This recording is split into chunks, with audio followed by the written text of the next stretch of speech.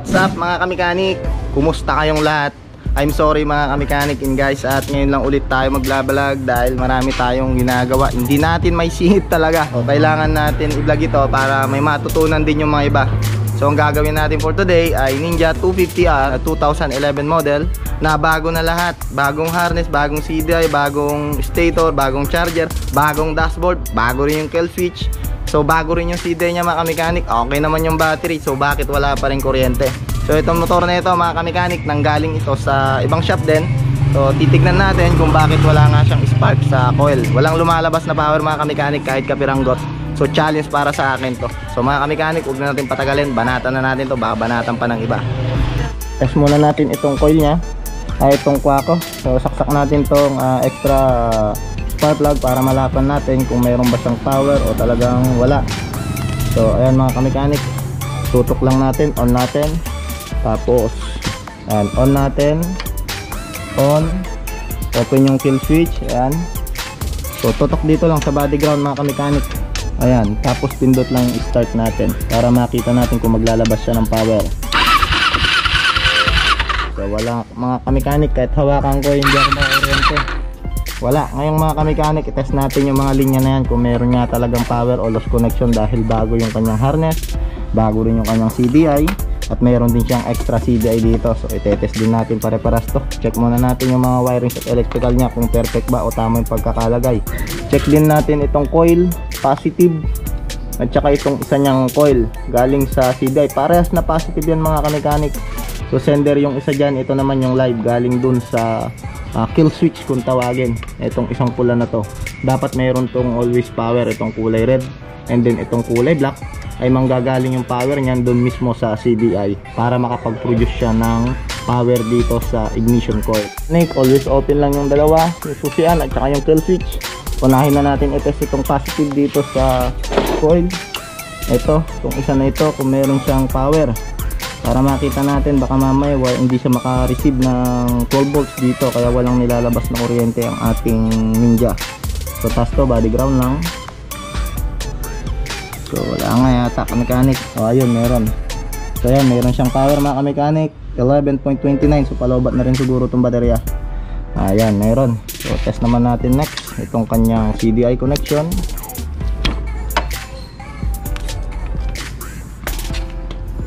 Tutok natin dito sa kulay brown, ayan, tapos body ground, ayan, kulay brown mga kamekanik brown stripe black, body ground. So okay, meron. Lipat natin tong positive dito sa kulay white, ayan, nakikita ninyo white. Okay, pangilan siya, 1, 2, 3, ayan, tapos body ground uli.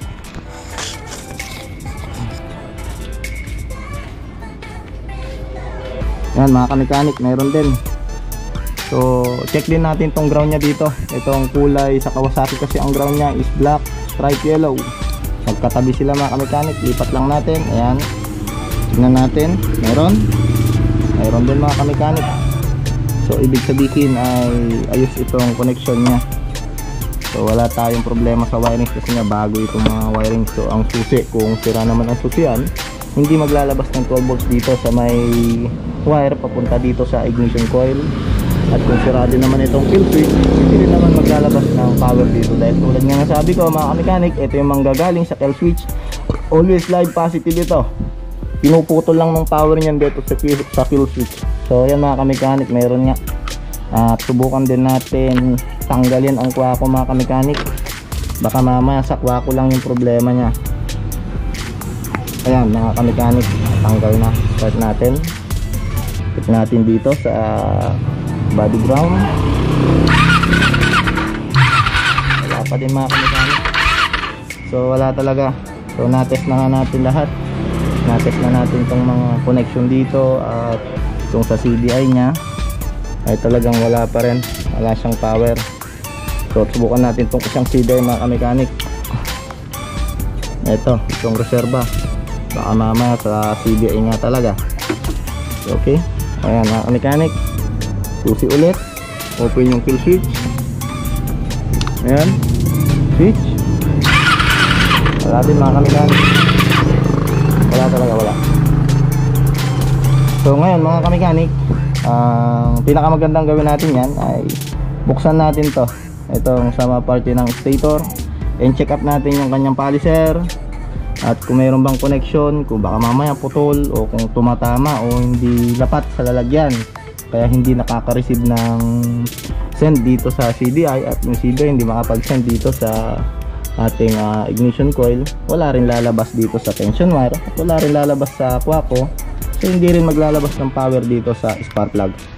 So ano lang yan, parang itik lang yan mga kamekanik, parang itik lang ibibigay niya dito, sesend niya rito, gaganong-ganon lang yan mga kamekanik. So napakasimple lang mag troubleshoot ng motor kahit luma pa yan o kahit bol-bol pa ang wiring. Kapag ang wiring ay magulo at putol-putol, ang gawin ninyo tutukan, putulin nyo na rin dito kamekanik at tutok-tutok na kayo, direct to the point nyo na dito yung CDI going to polisher at yung CDI going to ignition coil.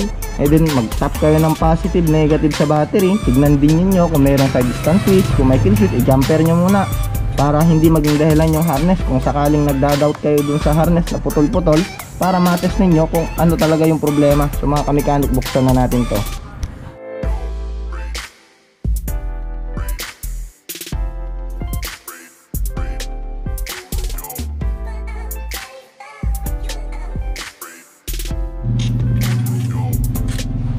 Yung mga kamekanik, tanggal na natin, butin natin itong kanyang housing. Itong kinakalag natin na ito mga kamekanik, dito nakakalagay yung kanyang stator at andito rin ang location ng magneto, polisher, and stator. So natapos na nga natin na baklas mga kamekanik at naisa-isa na natin na check lahat at wala pa rin power. So ito naman, technique na ito, ituturo ko sa inyo ito dahil malamang madalang lang ang nakakaalam na itong technique ko, dahil sa akin lang din naman ito at hindi ko rin naman ito inaral. Dahil nung nag-test na kami, hindi rin naman itinuro sa amin ito. Dahil yung technique na ituturo ko dito mga kamekanik ay technique yon ng sarili kong isip lang at naisip ko lang kung paano gawin yon. So ang itinuturo lang sa amin nga, itong gamit ang tester and pag-check sa mga connection kung may putol o kung merong power o wala. So mga kamekanik, itetest natin ngayon itong technique na ito. Gagamitin natin itong polisher na bago na nandito sa labas. Test natin ito kung gagana. So ang technique na gagawin natin ay itatap lang natin ito. So itatap natin ito dito mismo sa connection.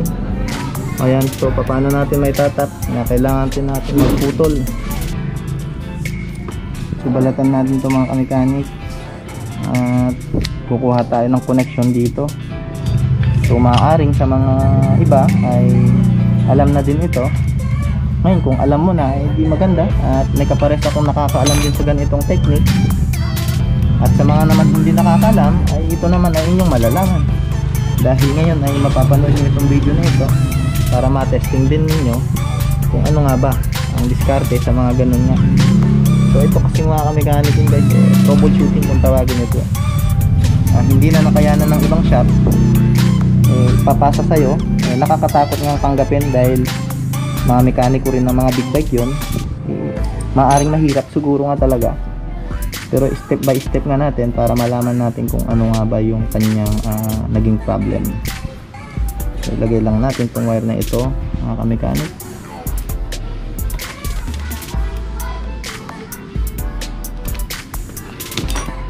At para makita pa natin na mas malakas pa yung kanyang kuryente, ay kakalagin ko pa yung isang coil at pagtatabihin natin sila para itutok dito sa may ulo.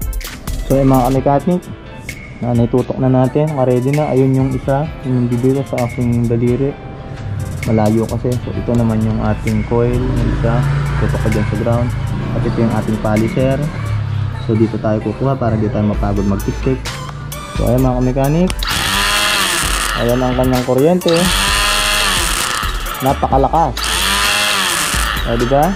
Ayun yung isa, kahit malayo ay talagang naglalabas siya ng power. So yun mga kamekanik, at wag po kayong masasaktan kung itong motor na ito ay inyo pong napanood tong vlog ko na to at kayo nga po ang pinanggalingan nitong motor. wag po kayong magdadamdam sa Tech Motovlog TV at sa Steve Work. Naway matutunan nyo lang din po yung naging problema kung bakit walang power ang inyo pong nailagay. So halos na bago naman ho, at humahanga din po ako sa galing ninyo mga sir, dahil perfect naman po lahat yung pagkaka-wirings. Wala naman pong problema sa mga connection na inyong inilagay. At alam ko naman po mga kamekanik na ginawa nyo din lahat ang inyong best para mapaandar ito. So yun lang po ang naging problema, itong kanyang magneto, dahil galing nga po siya sa conversion, pinutol yung kanyang mga pick up point at binura. So kaya hindi siya makapag-produce ngayon ng hindi siya makapag-send ng power dito sa CDI dahil kapiranggot lang yung nandito. So yun nga mga kamekanik, at ito ay maging aral sa inyong lahat para nang sa ganon ay sa susunod na mayroong magpagawa sa inyo ay alam nyo na rin yung mga technique na yon. So marami pong salamat mga kamekanik, at huwag nyo pong kakalimutan na mag-subscribe sa aking channel and pindot na rin po ang bell button para parati po kayong updated sa aking pang mga susunod na mga videos mga kamekanik. And once again, and magandang hapon po ulit, hapon, and thank you very much.